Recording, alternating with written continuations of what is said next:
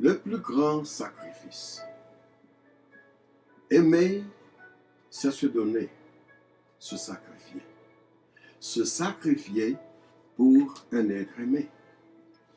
Plus de 2000 ans se sont écoulés depuis qu'un grand événement s'est déroulé.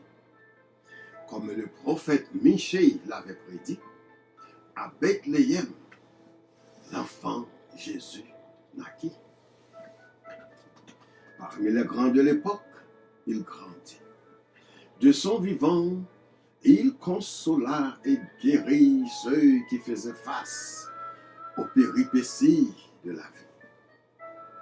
S'étant débrouillé de sa divinité pour sauver l'humanité qui pataugeait dans le péché, Jésus, l'un des personnages de la Trinité, pour nous réconcilier avec son Père, s'est humilié. Après plusieurs années de mission, dans un monde rempli de corruption, Jésus, le maître de la sanctification, allait payer sans avoir posé aucune mauvaise action. Jésus, le second Adam, le plus grand homme de tous les temps, allait se séparer de son Père pendant un certain temps, chose qui ne s'était passée avant. De Gethsémani au calvaire, où le Christ le bois vert, la souffrance a été amère. Par des hors-la-loi, il fut injurié, lui le sanctifié. Il fut malmené plus qu'un voleur par des hommes sans cœur, alors qu'il était venu leur épargner de malheur. Pour les chrétiens, c'était la tristesse et la peur. Les soldats l'ont humilié plus qu'un brigand, tirant au sort ses vêtements, lui l'innocent.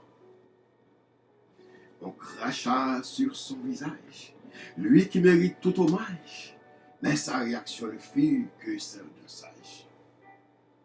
Soif, il demanda à boire de l'eau. Du vinaigre on lui donna, comme s'il était un bourreau. Comme tout homme, car il l'avait de nature, et il succomba à ses blessures, tellement la souffrance était dure. Mais 3 jours après sa mort, il ressuscita, prouvant à tous les scélérats qu'il était bien le Messie, le roi. Satan et ses acolytes étaient tous dans l'effroi, car ce qu'ils n'avaient pas voulu arriva. Mais pour les chrétiens, c'était la joie. Ressuscité avec un nouveau corps, Jésus, l'homme fort, remporta la victoire sur la mort. Alléluia, notre salut est assuré, car à jamais, il est ressuscité.